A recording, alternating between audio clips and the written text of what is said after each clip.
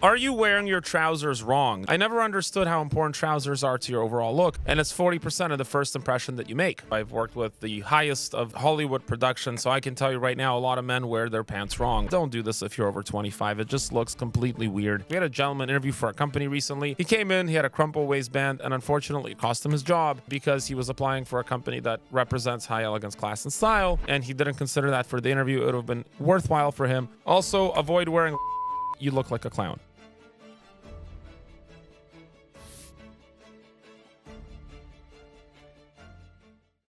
Are you wearing your trousers wrong? Did you know that a lot of guys don't actually wear their trousers correctly? I've been a tailor for almost 20 years now. I've worked with the highest of Hollywood production, so I can tell you right now, a lot of men wear their pants wrong. And in this video, we're going to talk about how to avoid those mistakes and how to maximize your trouser fit. Now, a lot of men wear their trousers wrong. The trousers they wear are not optimized for fit or style, and I can be successfully accused of being guilty of this in my younger days. I never understood how important trousers are to your overall look. In fact, trousers comprise about 40% of your look, so don't overlook the fit, the style, the pattern, and the fabric of your trousers because it's 40% of your perceptive value and it's 40% of the first impression that you make. Number one, your trousers should sit at your natural waist. Not too high, not too low. If your trousers are too loose, they're going to drop low. If your trousers are too tight, they're going to pinch you in and around the waist. They're going to sit in a location that's not optimal. You want to have a trouser waist that's appropriate for your natural waist, and that's largely determined by the waist size of your trouser. Watch out for this, guys. Sometimes when people have suits made, they go 38, I'm a 36, and the answer is not true.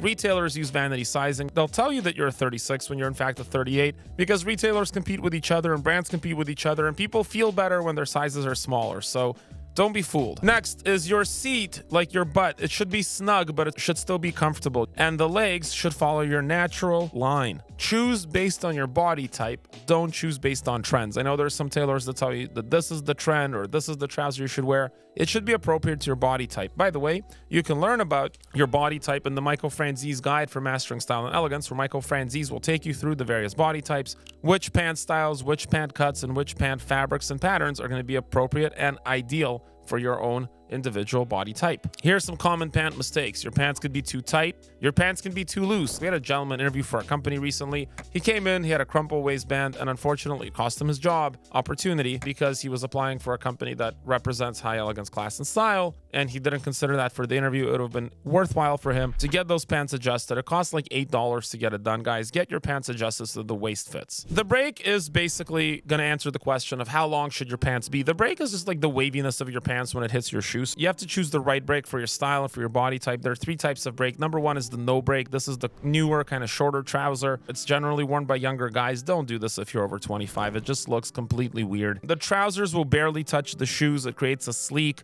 and a clean line. However, if you sit down, your ankles are going to show. Again, not ideal for the corporate environment. Then you have the slight break, which is timeless and elegant, which you have a little bit of a wavy fold. The pants are just touching the shoes. It's a safe and balanced option. And a full break, aka a double break. This is the fabric folding at the bottom, and this works best for formal suits, and it must be chosen very intentionally. The full break is also only okay if you're tall because it makes you look a bit shorter, and you want to avoid excess fabric. You don't want your pants bunching up at the bottom. That shows that the pants don't fit. And when we're talking about the right length, where should your trousers end? Your dress trousers should fall just to the top of your shoes, with or without a slight break, but just the top of your shoes for your dress trousers. Your casual chinos can sit a little bit higher. No break is perfectly fine for a casual chino. And a wide leg trouser should maintain a clean drape, specifically avoiding the folding at the bottom because already the wide leg is already having some excess fabric there. Don't have it even more by creating wrinkles with too long a trouser. Which is better, pleats or flat fronts? Well, that's going to be the fourth question we address, okay? The flat front is a sleek, modern trouser. It's best for a tailored fitted look. The pleated single pleat trouser adds a little bit more movement and a vintage appeal. If you're a little bit of a chubbier garçon, the double pleat allows you to move around a little more comfortably while not making the pants make you look like a packed sausage.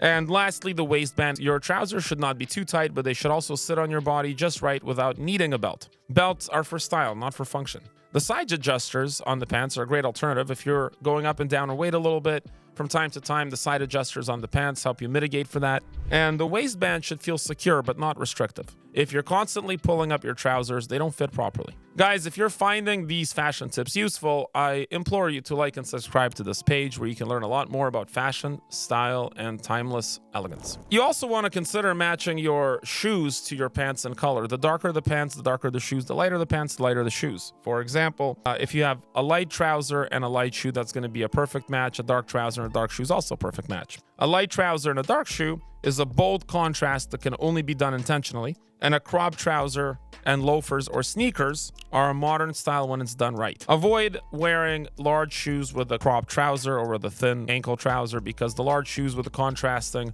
narrow trouser will make you look like a clown. The final touches. A cuff on your pants is a stylistic feature, although it also adds a little bit of weight and drape to the pants so it hangs a little nicer. However, choose cuffs carefully. You want to make sure they're complicit with your body style and with the events and the time in which you're attending them. This can all be learned in the Michael Franzese Guide for Mastering Style and Elegance. And your standard cuff width, if you're doing a cuff on a trouser, should be 1.5 inches. At LGFG Fashion House, we dress Ozzy Osbourne, Alice Cooper, members of Backstreet Boys, Metallica, Tommy Fury, and many international celebrities. Like and subscribe and give us a follow so you can learn more about timeless and elegant style.